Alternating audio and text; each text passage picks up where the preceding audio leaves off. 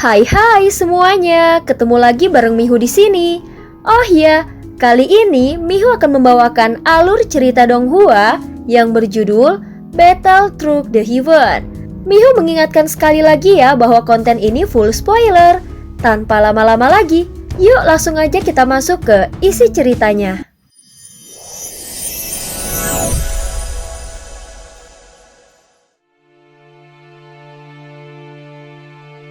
Melanjutkan dari kisah sebelumnya. Pada saat ini sosok Ratu Sukong terlihat begitu anggun dan mencolok. Dari tubuhnya terpancar aura keanggunan yang tenang, seolah melampaui batas kehidupan biasa dan berdiri di atas segalanya. Xiaoyan tidak tahu mengapa Ratu Sukong terus berada di tempat ini, menjaga lokasi tempat tersembunyi makam dewa kekacauan ini dan tidak pernah pergi. Namun alasan itu tidak pernah dia tanyakan. Bagaimanapun, setiap tindakan seseorang pasti memiliki tujuan dan makna tersendiri. Bila orang itu tidak berniat mengatakannya, maka bertanya justru bisa terkesan tidak sopan. Mungkinkah Ratu Sukong tahu lebih banyak tentang klan Yuan Shen? Xiaoyan membungkuk memberi hormat. Meski kini kekuatannya telah menembus hingga puncak tahap ketiga dengan 9 elemen, namun di hadapan Ratu Sukong dia masih tidak bisa merasakan batas kekuatan wanita ini. Setelah kau mendapatkan avatar dari klan Yuan Shen, mungkinkah memorinya belum sempat sepenuhnya kau ketahui? Ratu berkata sambil menatap Xiaoyan. Dia tidak memiliki ingatan, jadi apa yang ku tahu pun tidak banyak. Tanpa banyak berpikir, Xiaoyan langsung menjawabnya. Klan Yuan Shen muncul secara tiba-tiba di dunia tanpa batas. Dengan kekuatan tubuh mereka sendiri, mereka mengubah tatanan dunia ini hanya dalam 10.000 tahun. Klan ini bangkit seperti badai, dan langsung menjadi salah satu klan terkuat di dunia tanpa batas. Hanya butuh waktu kurang dari 50.000 tahun, mereka pun menjadi kekuatan nomor 1. Dengan kekuatan fisik mereka yang luar biasa, mereka menyapu bersih semua kekuatan lain di dunia tanpa batas. Namun tak lama kemudian, klan Yuan Shen kembali menghilang selama hampir 10.000 tahun. Tidak ada yang tahu mereka pergi kemana. Hanya tersisa sedikit garis keturunan yang tersebar dan itu pun hampir punah. Namun 50.000 tahun kemudian, klan Yuan Shen bangkit kembali dan kembali menjadi yang terkuat. Tetapi anehnya setiap kali mereka mencapai puncak kejayaan, para ahli teratas dari klan Yuan Shen selalu menghilang secara misterius. Seakan mereka dilenyapkan oleh sesuatu yang tidak diketahui. Fenomena ini terus berulang, hingga suatu hari dunia tanpa batas dilanda kekacauan yang besar. Para ahli dari berbagai dunia menyerbu masuk, menyebabkan kehancuran tatanan dunia tanpa batas. Hingga sumber dayanya hancur dan dunia itu pun musnah. Itulah semua yang ku ketahui secara garis besar. Untuk lebih jauh lagi, aku sendiri tidak tahu. Ratu Sukong tidak menyembunyikan apapun dan mengungkapkan semua yang dia tahu. Dari tutur katanya, jelas bahwa dia tidak berbohong dan memang tidak ada alasan untuk membohongi Xiaoyan. Apa yang dikatakan Ratu Sukong merupakan informasi yang belum diketahui Xiaoyan sebelumnya. Pola naik turunnya klan Yuan Shen, di mana setiap kali mereka percaya para ahli mereka justru menghilang secara misterius. Jelas semua ini sangat penting dan bisa jadi berkaitan langsung dengan kehancuran terakhir klan tersebut. Mungkin kekuatan dari dunia lain juga terlibat di balik layar. Terima kasih Ratu Sukong. Xiaoyan kembali membungkuk dengan hormat. Tujuannya datang ke tempat ini telah tercapai, maka sekarang saatnya dia pergi. Tunggu, aku punya permintaan kecil. Entah kau bersedia atau tidak. Ratu Sukong menatap Xiaoyan dengan sorot mata penuh harap. Silahkan disampaikan Ratu Sukong, ucap Xiaoyan dengan serius. 2 kali dia datang ke sini, Ratu Sukong tidak pernah menyulitkannya. Bahkan jika ada permintaan, sang ratu selalu membantu semampunya.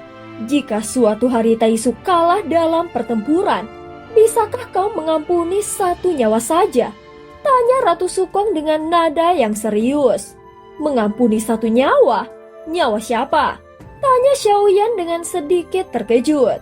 Dia tahu bahwa Ratu Sukong berasal dari Taisu, tetapi tidak tahu apa tujuannya berada di dunia sensi ini. Jika memungkinkan, izinkan Sukiante dikirim ke tempat ini dan tidak pernah meninggalkannya seumur hidup. Biarlah dia menjaga tempat ini selamanya. Ratu Sukong menyebutkan nama itu secara langsung. Mendengar kata-kata ini, Xiaoyan sempat terdiam sejenak.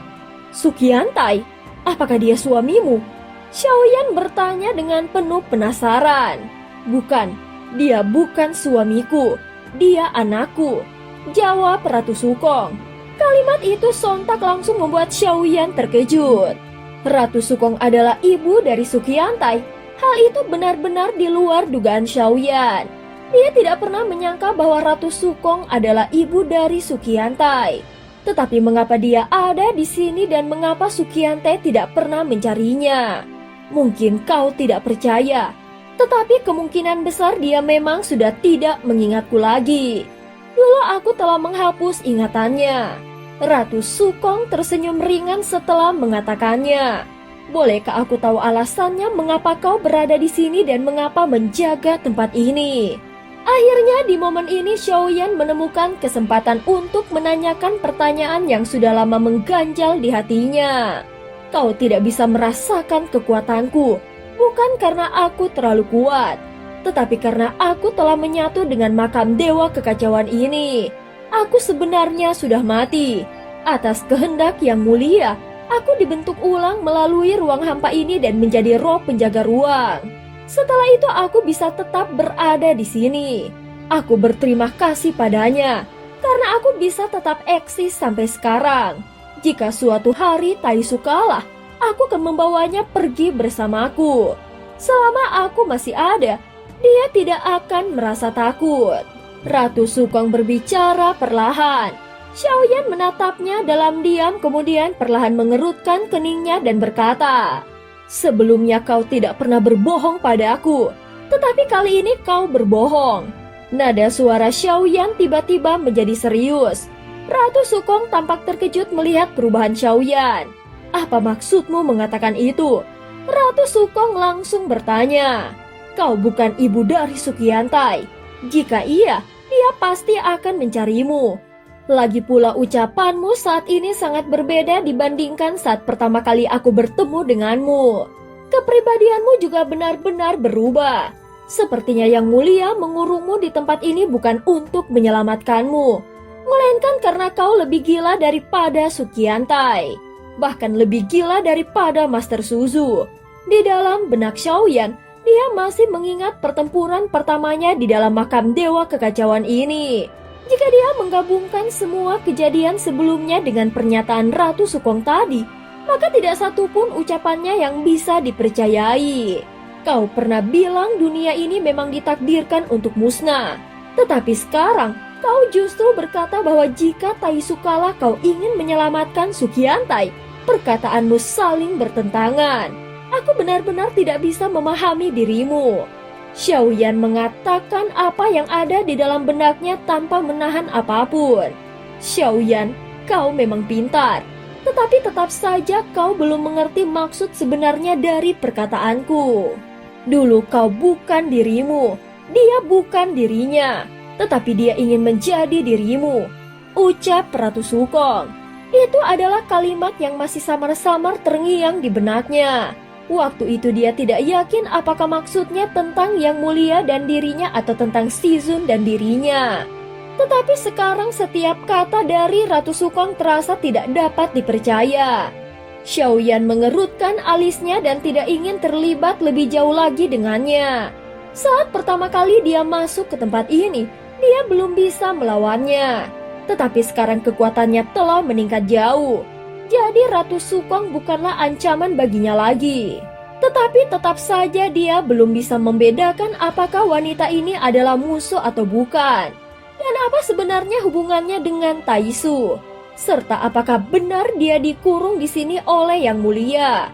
Begitu banyak pertanyaan yang belum terjawab. Bahkan setelah kunjungan kedua ini, saat Xiaoyan hendak pergi, Ratu Sukong tiba-tiba tertawa aneh. Hahaha. Yang mulia, pada akhirnya kau akan sadar bahwa semua ini hanyalah kepalsuan. Segalanya hanyalah ilusi. Wajah Ratu Sukong tampak menua dan suram. Sorot matanya menjadi dingin dan menusuk. Saat ini dia terlihat menjadi semakin gila. Padahal barusan dia masih berbicara dengan tenang, namun sekarang emosinya langsung meledak begitu saja. Dan cerita pun berakhir. Terima kasih udah dengerin Mihu dari awal sampai akhir ya. Sampai jumpa.